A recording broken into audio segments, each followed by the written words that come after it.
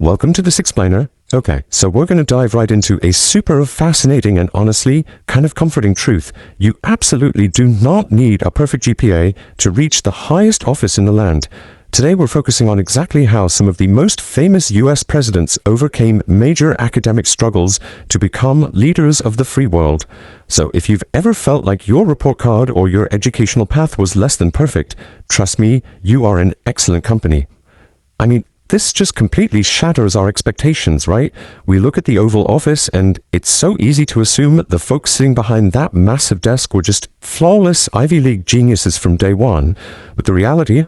No way. Actually, many of these historical giants were total academic underdogs. We're talking about dropouts, pranksters, and C students who had to rely on sheer grit, emotional intelligence, and resilience to navigate their education, and eventually the entire country. Alright, so here's our roadmap for today. First, the perfect student myth. Number 2, average grades and extraordinary paths. 3, health and behavioral hurdles. 4, overcoming zero formal schooling. And finally, number 5, what truly makes a leader? So let's jump right into section 1, the perfect student myth and the reality of the Oval Office.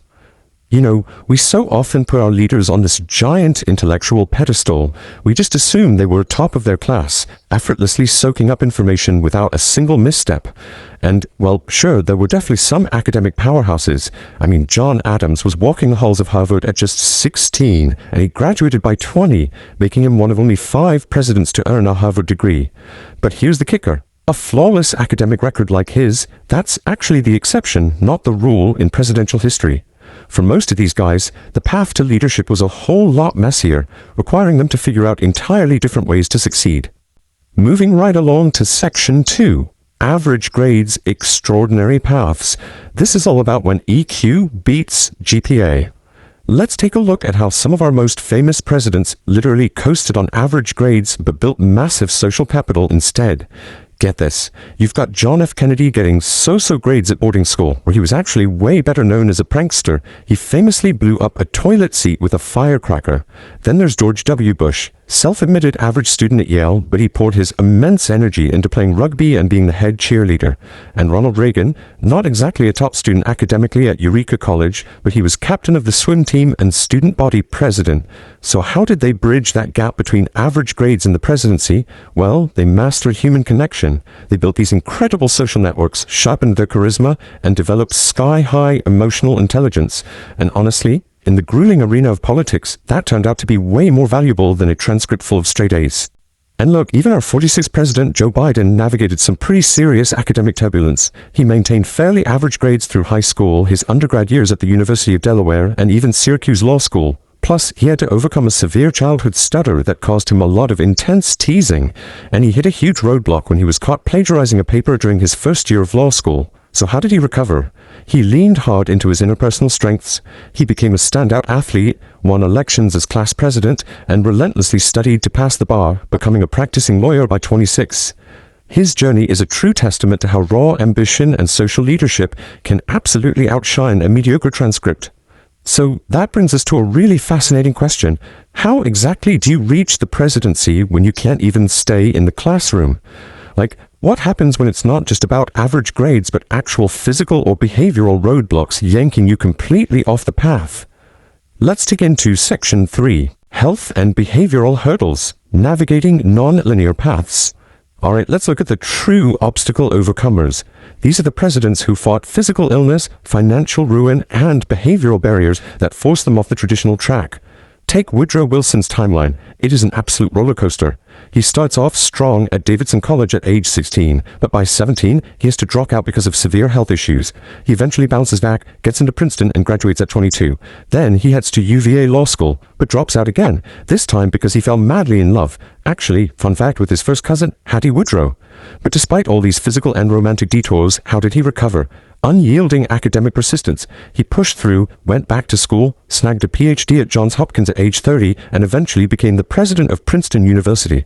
Similarly, William McKinley's path was totally disrupted. He starts at Allegheny College at 17, but boom, has to abandon his college dreams after just one single semester. Why? Because he got super sick and ran completely out of money.